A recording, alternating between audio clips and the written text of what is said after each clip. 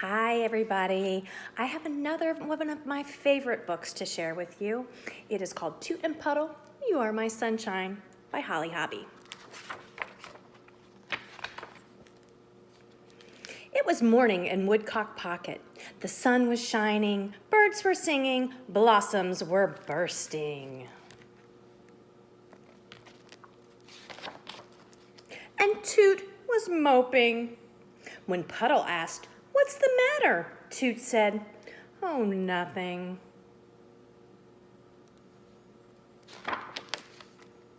"I've never seen Toot mope," said Tulip. "He's always so happy."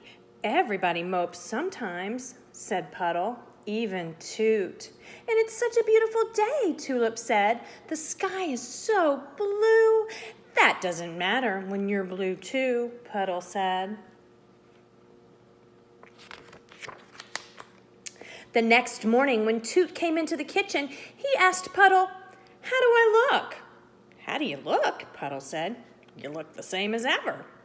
"My ears are too big," Toot said. "Of course they aren't," Puddle said. "Your ears are perfect."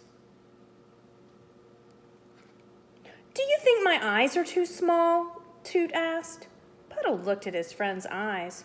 "I don't think so," he said. "I feel too pink," Toot said. "You can't be too pink. You're just saying that," said Toot, and he moped out of the room.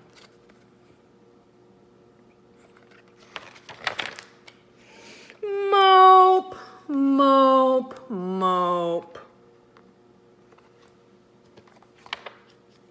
That evening, Puddle made 5-berry cobbler with heaps of whipped cream. "I know 5-berry cobbler is your favorite," he said to his friend. "It's delicious," Toot told him. "Thank you."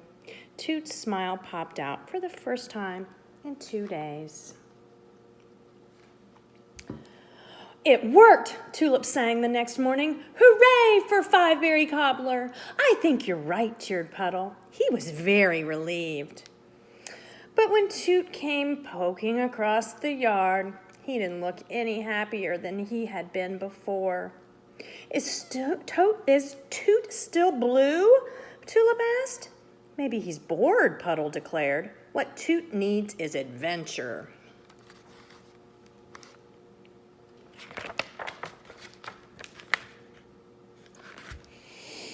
"That was tons of adventure," Tulip said.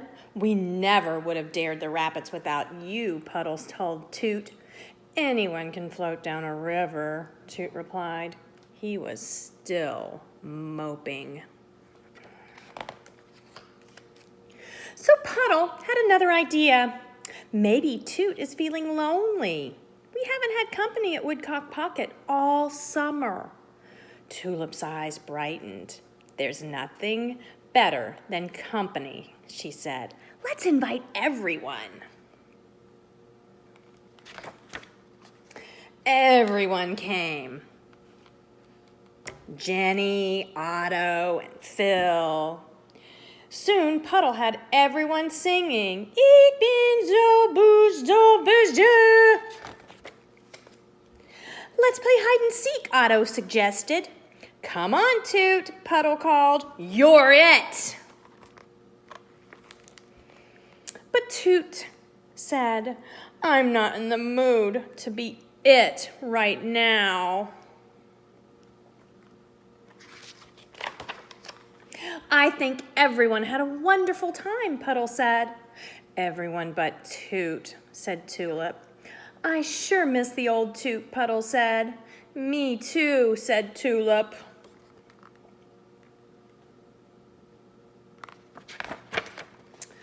Sunday morning wasn't sunny.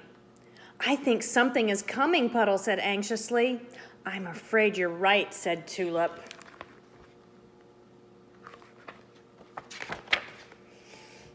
Late that afternoon, lightning crackled, thunder rumbled, and wind lashed Woodcock Pocket with rain. It was the biggest and scariest storm Puddle could remember, and it went on all night. Toot was the only one who didn't seem afraid.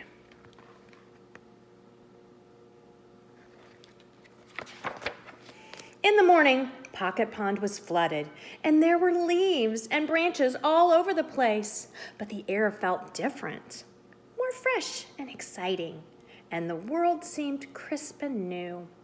And when Toot came marching across the yard, he was the old Toot.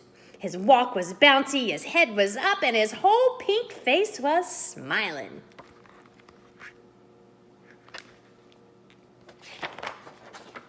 I'm glad you're not moping anymore, Puddle said.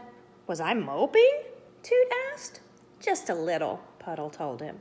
Sometimes you need a big whopping thunderstorm to clear the air. Yes, said Tulip.